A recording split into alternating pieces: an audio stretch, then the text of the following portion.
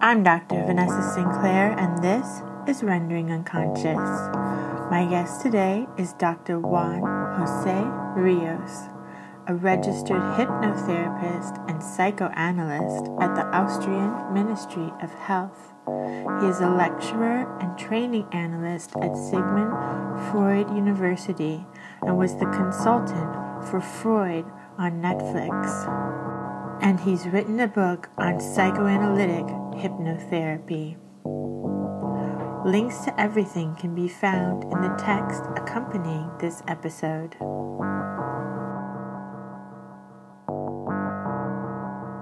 Rendering Unconscious is also a book.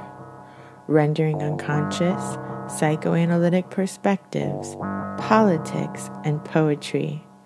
Available from Trapart Books, 2019. Now also available on iBook and Kindle. Please visit our publisher's website, www.trapart.net. You can support the podcast by visiting our Patreon, patreon.com/VANESSA23CARL. Your support is greatly appreciated.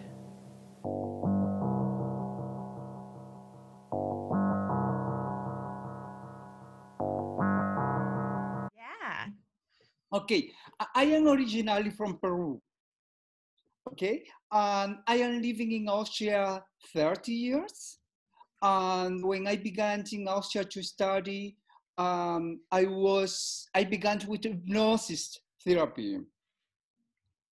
And in this way, I studied psychotherapy science. And at the university, I decided to study psychoanalysis. And actually, I am training analyst here in Vienna. And I work in my practice. I am specialized in psychosomatic medicine. I wrote a book about hypnosis and psychoanalysis and the way from the psychoanalysis before, when Freud was working with hypnosis. I was very, very busy with Freud, with his biography. And I teach also at the university, in Sigmund Freud University, psychoanalysis and psychotherapy science.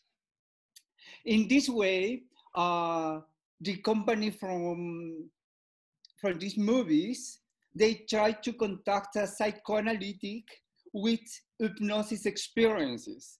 And it is very difficult because how do you know, hypnosis and psychoanalysis have a big separation. But I practiced hypnosis before when I was very busy with Freud, and then they invite me to help there with the history or how they can go with the hypnosis. It was more or less my way. Yeah, it's amazing. How did you become interested in hypnosis in the first place? It is. I wanted to study psychoanalysis always, but you can imagine I was in my immigration. It was at time very difficult, and for me it was not possible to make the psychoanalysis because it was very expensive. And I decided, okay, it is my way.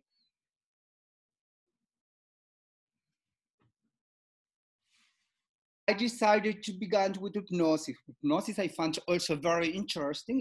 It's other method, but very interesting. When I was a hypnotherapist, I said, no, I can do the psychoanalysis. And psychoanalysis was my task, but in this time when I came to Austria, it was impossible for me.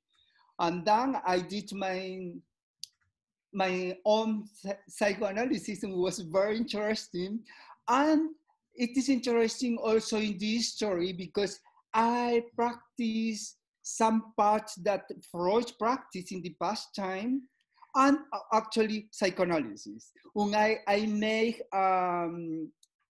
scientific study about the combination of both methods with the modern hypnosis that Freud didn't practice. And okay, and it is a way very, very interesting. Sure, I practice also only psychoanalysis too when the training analysts coming to me, also at the university.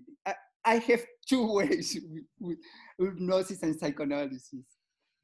Yeah, exactly. But I love when that happens, when like because of life circumstances you were led in a different route, but then that route actually probably made you understand Freud a lot better because you went sort of the same route that he went and like could learn in a way that he learned as well, like the way he developed.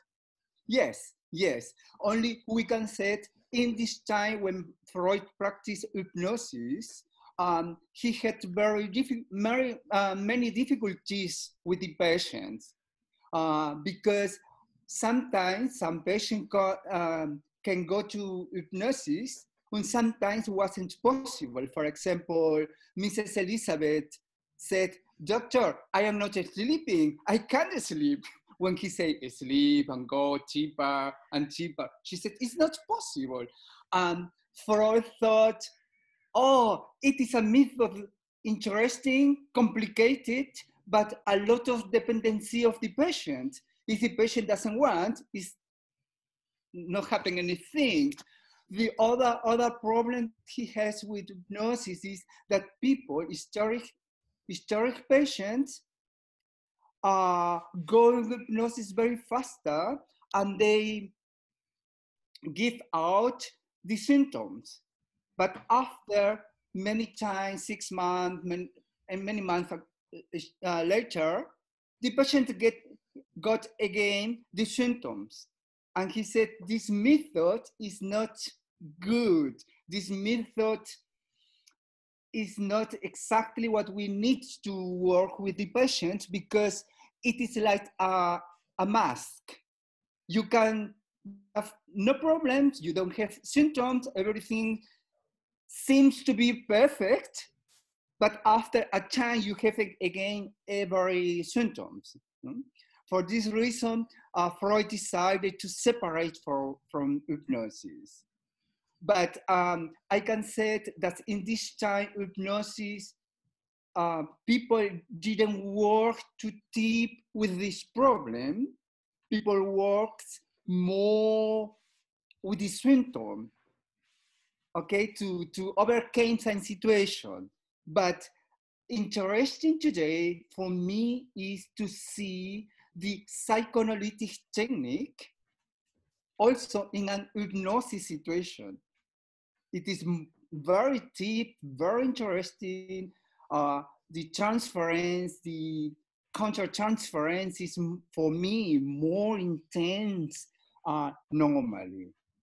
It is very, very interesting experience I make with this. It sounds like it. So he was saying like that the hypnosis only fixed the problem like temporarily or on the surface, but unless you get to the underlying root of the issue, it's just going to manifest in another way or in the same way later. Yes, this was before. No? This was in the time from Freud. Freud was many times very frustrated because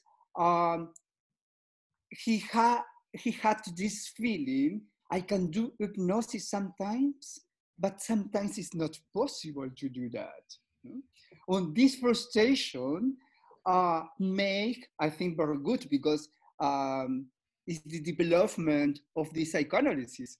When he didn't have this frustration, maybe he don't think more about psychoanalysis.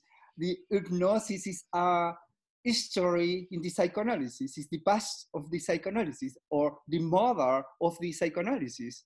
And this path, I think many colleagues forgot that the hypnosis was the mother of the psychoanalysis. Actually, sure, there are different methods, but I found very interesting how was the way from Freud.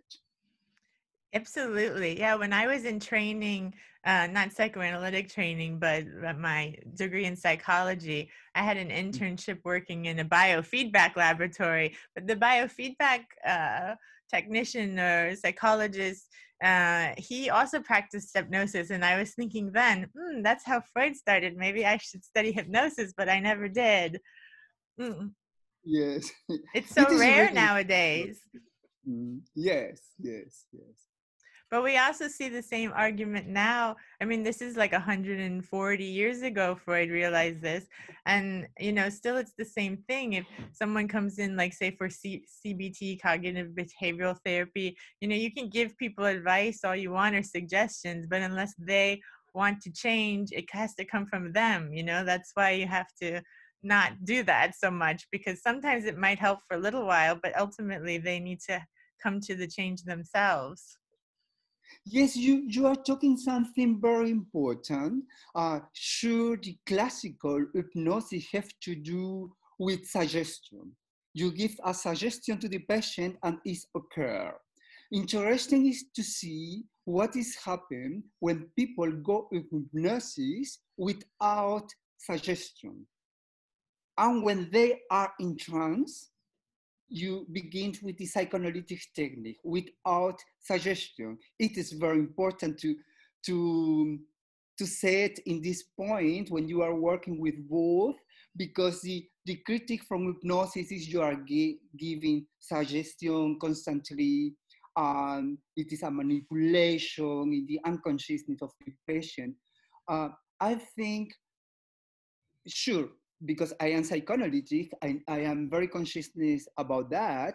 I don't give suggestion. Everything is happening in a trance, but without suggestion, and I wait what come out something of the unconsciousness. That's so interesting. Yeah, because usually you think of, like, say the person comes in with a conscious idea, I want to quit smoking or something. And then the hypnotist hypnotizes them and then puts that conscious suggestion that's coming from their ego in deeper, right? But you're saying you put them under hypnosis, so it kind of bypasses the ego and the sensor, so they're more able to get to the unconscious material themselves. Yes. That's amazing.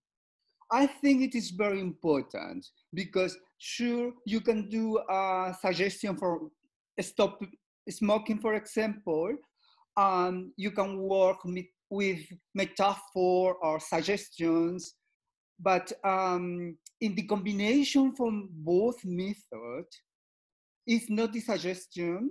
Metaphor, metaphor is always important in all methods, but it's important to discover what is the functions, for example, why I am smoking. And instead for what thing, which emotion I cover with this. And when you are consciousness about that, this change automatically. Yeah, that's amazing. Have you written about this? Yeah. I wrote a book about the combination from both methods, and with many stories about different patients, big net, with different patients, and my experience, how was this process. And sure, want to understand more that I was very busy with hypnosis and Freud, because Freud began exactly also with hypnosis. That's wonderful. And then, of course, we got in touch. I got in touch with you because you were the consultant on the Freud Netflix show, which I'm currently obsessed with, which all my listeners will know because I keep talking about it. And I read an interview that you did that was at the site for the Museum of the Moving Image in New York. And I love that you actually taught the character, the actor who was playing Freud, to do hypnosis, like how to practice the techniques. And you said by the end of the show, you were convinced that he could actually do it. Mm-hmm, mm-hmm. Yeah, it is true. Mm-hmm. That's wonderful. How was it for you to consult on this show? Sorry? How was it for you to consult on the show? It was for me very interesting because I had the opportunity to, to transmit what I know, what I learned, and I have the opportunity also to see how they can put it into practice. It Yeah, was that a must very be great. Yes, it was a very nice experience for me to work directly with Freud, with the director Marvin Kren. He thought it is very important in these movies that they have an experience directly with hypnosis, because you can do something about hypnosis when you don't have any experience about that, if you don't know how is the function, how you can do, what is happening in you, what is happening in your unconsciousness, how you can go in a hypnosis. For Marvin was a very important point. And I was working with Robert Finster, Freud, and we begin to show how Freud made hypnosis, how it was in this time, how was the behavior, and how he can do that. It was really a very amazing experience. A really amazing experience. Yeah, and I also love how in the interview I read that you gave, um, how you said the same thing that I experienced, is that all of my psychoanalytic colleagues were kind of like, "Where is the Freudian theory?" And we're like taking it a little too seriously. Like, I don't know if Freud did that much cocaine or whatever, but like that's not the point. Like, just let it be fun. And I talked to one of the people that worked on the show, and he said that there was this empty part of Freud's life where Freud destroyed all his own papers and letters and everything. And so there's kind of this hole there in his history, and they decided to invent this kind of fun story of what might have happened during that time. And I think that's great. It's fun. Yes, but I have to say the Marvin and Robert, they was many years, I think, I don't know exactly how long, but I think they was very busy with a Freud biography. Many things what we discuss, sure, because I was busy with the Freud biography and I wrote this book, they needed for me some confirmations, for example. But I think they they knew everything about that. I think they know actually a lot of things about psychoanalysis and about Freud. And the history with cocaine, we all mostly literature said, okay, Freud used cocaine for experiment with patients. It is a part of the history. Mm-hmm.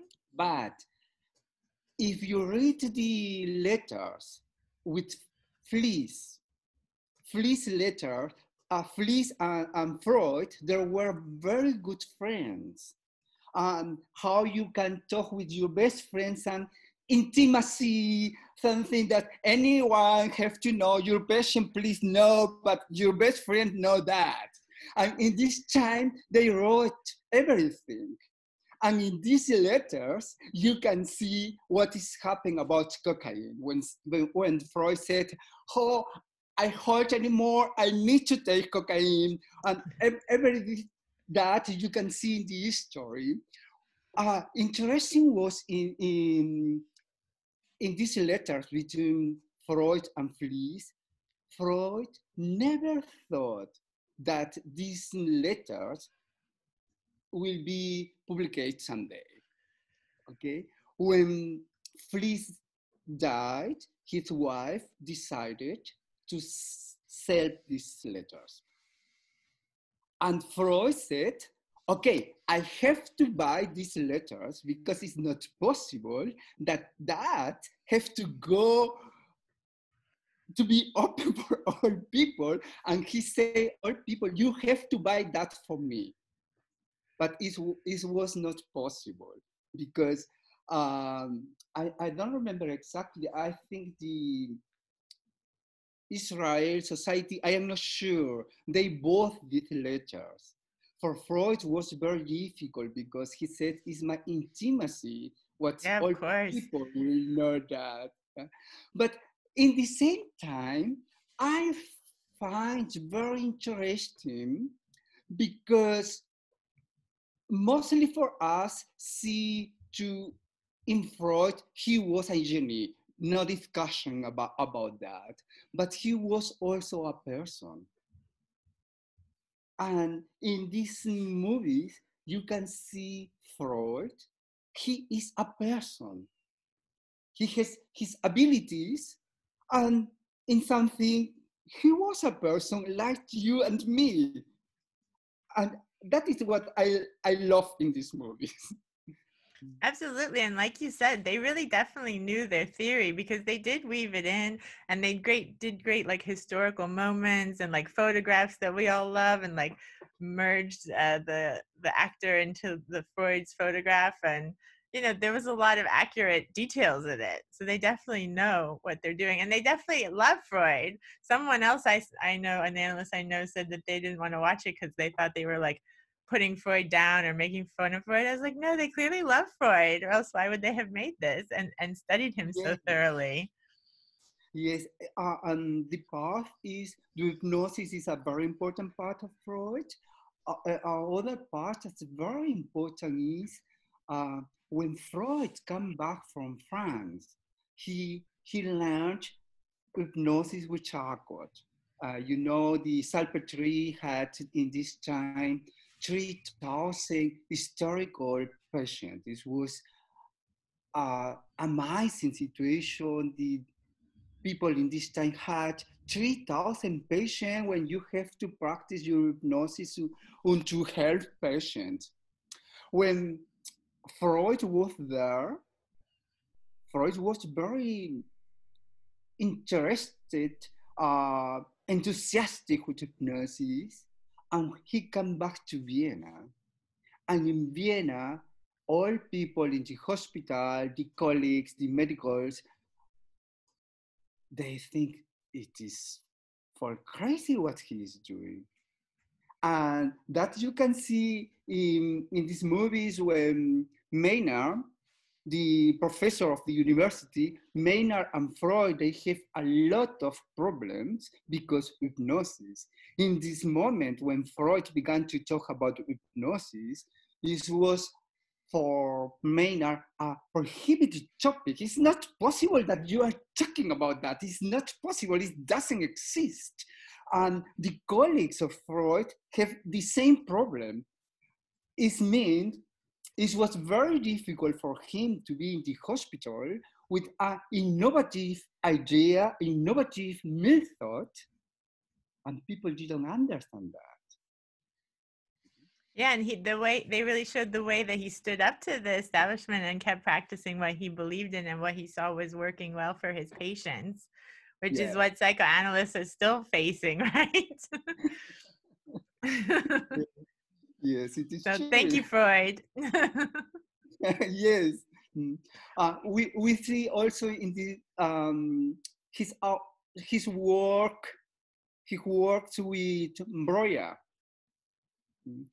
You can see Breuer was most working with hypnosis, and with this history with Anna O, Breuer make a psychoanalysis in hypnosis.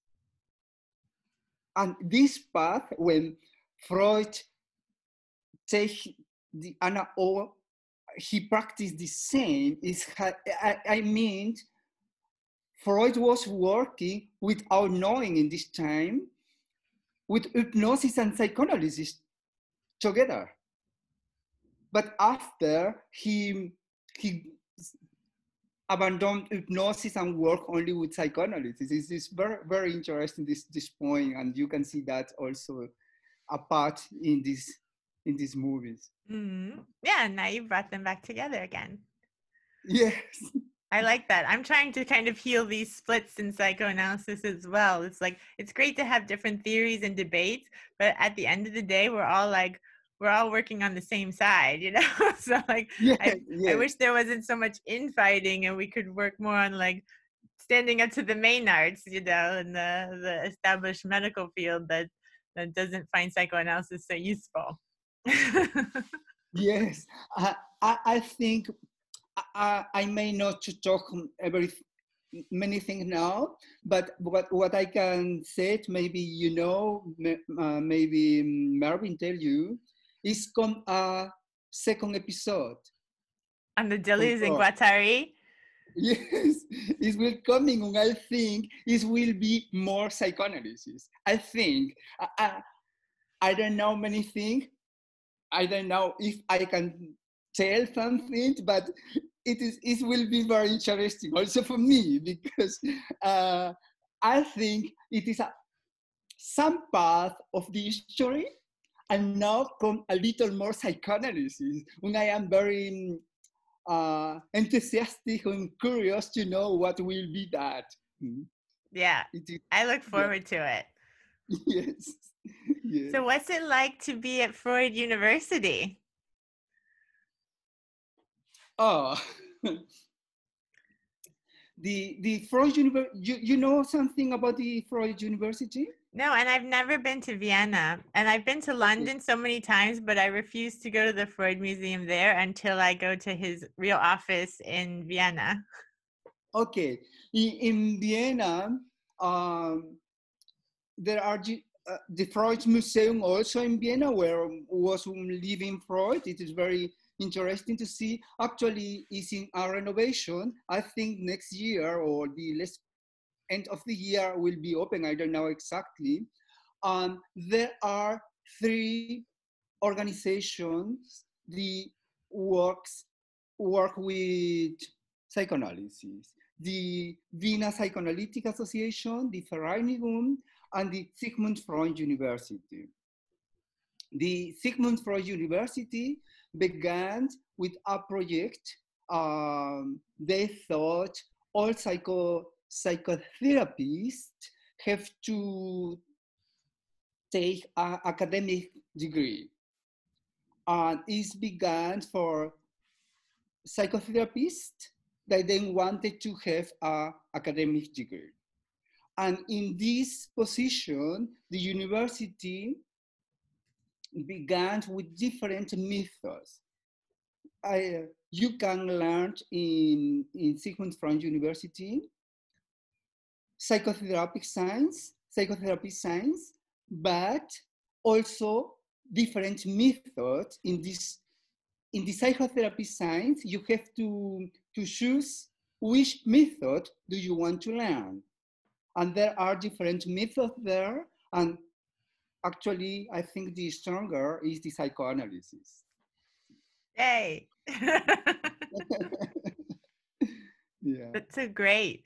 And that's amazing too. There's a Vienna Psychoanalytic Society. That's the one, of course, that Freud started, the first one. Yes, yes. You have to come to Vienna. I know. I have to. That. That's what I've actually decided from this quarantine period, that when we can move around again, that's going to be my first pilgrimage. I'm going to take the train down. Okay, let me know. Okay, we can organize something here. Oh, that would be amazing. Yeah, because I can't wait any longer. I need to just go. Yes, yes. But when you know, we can try to plan something. Maybe you want to give some conference here or at the university, or I don't know, I have to ask, or in Freud Museum, or I don't know, maybe we can do something. That would be amazing. I would love to bring everybody there. Yes. Pilgrimage to the source. What are you working on now? You mean in my practice? Or yeah, just anything you want. Yeah, I am trying actually to. I am busy actually with transference and countertransference, but specific about the sexual transference, because I think we talk a lot about sexuality, but this transference, my experiences with the students is a little taboo to talk exactly what is happening in your counter transference. And actually, I am busy with this.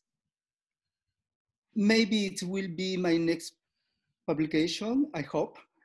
But now we begin to next week with the next projects for the Freud film. I may not say it what will be, but actually I am busy with this with this. Yes. Wow, exciting. I can't wait to see it.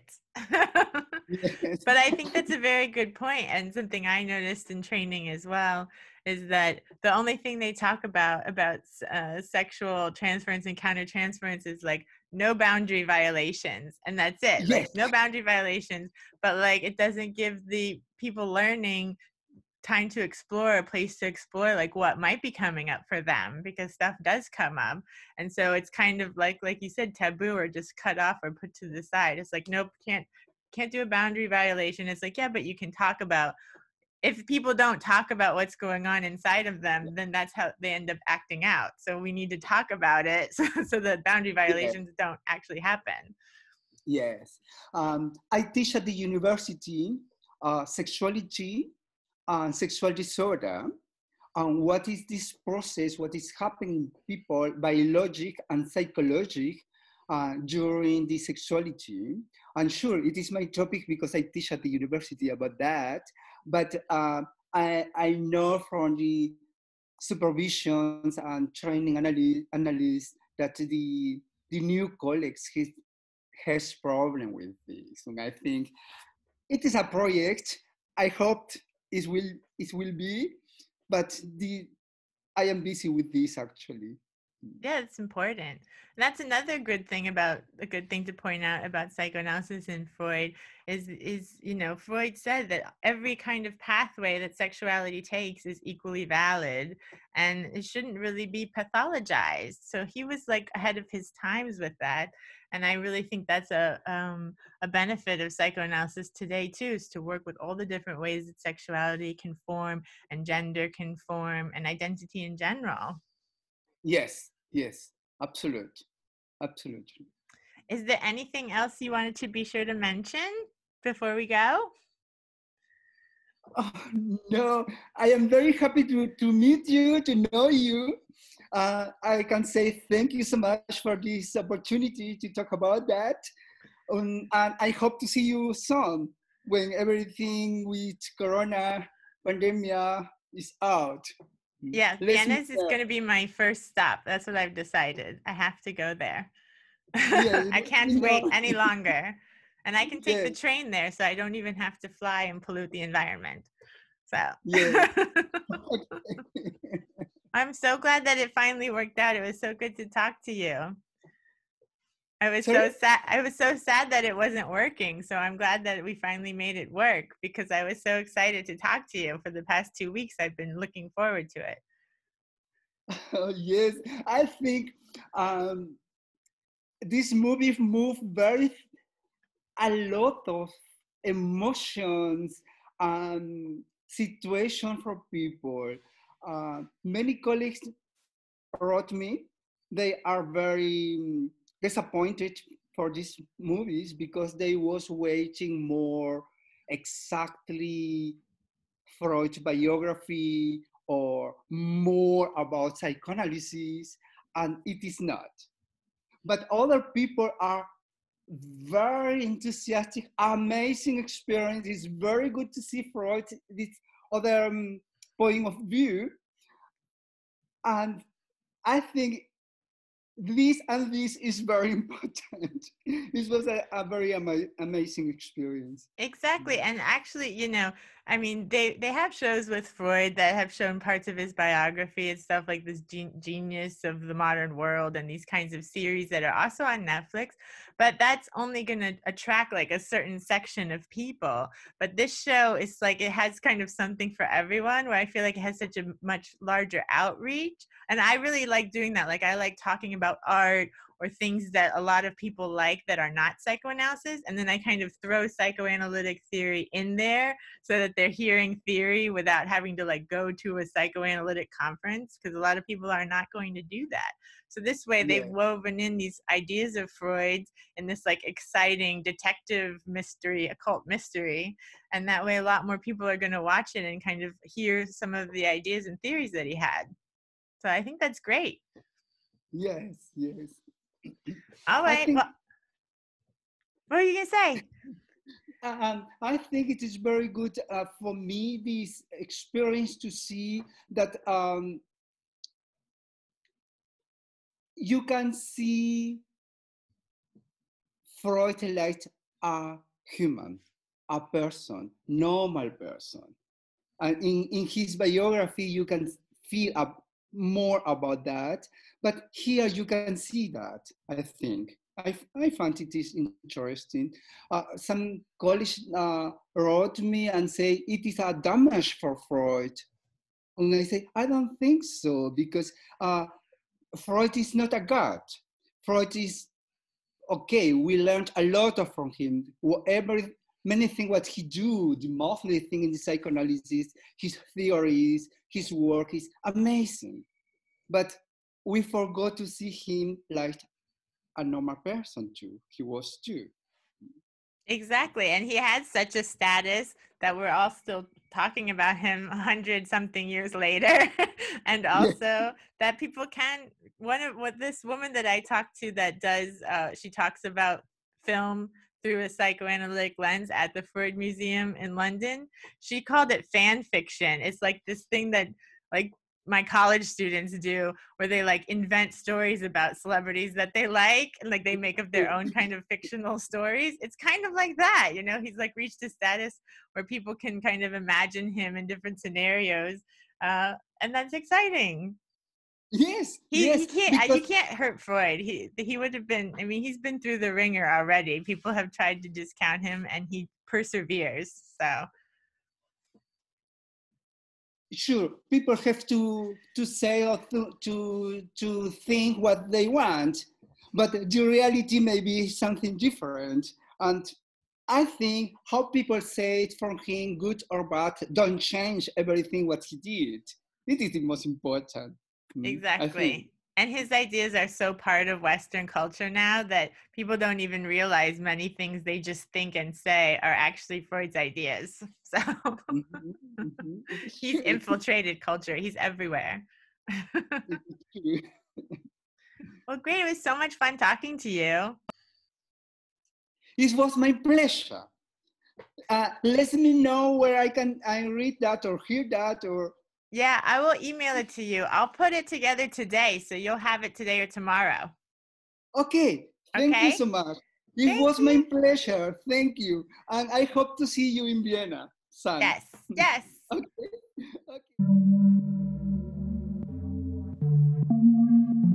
Thank you for listening to Rendering Unconscious. You've just heard a discussion with Dr. Juan Jose Rios. For more, please visit the text accompanying this episode for links, including to his book on psychoanalytic hypnotherapy. Rendering Unconscious is also a book.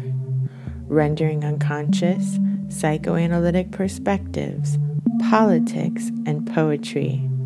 Available from Trapart Books, 2019. Please visit our publisher's website, www.trapart.net. You can support the podcast by visiting our Patreon, patreon.com/rendering Vanessa 23 CARL. Your support is greatly appreciated. For more information, you can visit my website, drvanessasinclair.net, or the podcast website, renderingunconscious.org.